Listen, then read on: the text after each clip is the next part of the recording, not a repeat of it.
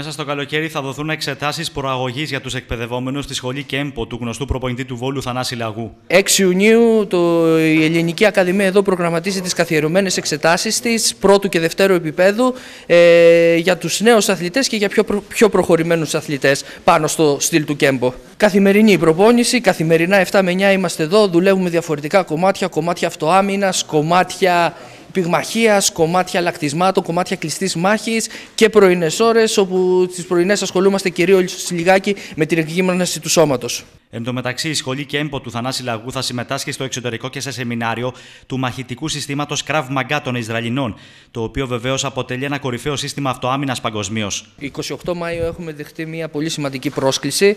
Είναι από την Παγκόσμια Ομοσπονδία του Krav Maga. Επιλεγμένοι ανώτατοι εκπαιδευτές θα βρεθούν στη Γαλλία να περάσουν ένα σχολείο τακτικού στρατού, ώστε να αποκτήσουν το δίπλωμά τους ως ανώτατοι εκπαιδευτές στο Krav Maga. Το ελληνικό Κέμπο δέχτηκε πρόσκληση, εγώ συγκεκριμένα, να περάσω αυτό το σχολείο. Κατά πάσα πιθανότητα θα είμαστε εκεί, να δοκιμάσουμε και σε ένα διαφορετικό στυλ, όπως είναι το Krav Maga εξίσου δυνατό, να πάρουμε και εκεί το δίπλωμά μας ως ανώτατοι εκπαιδευτές. Στο Κέμπο πάντως προσέρχονται ολοένα και περισσότεροι εκπαιδευόμενοι, τόσο άνδρες όσο και γυναίκες.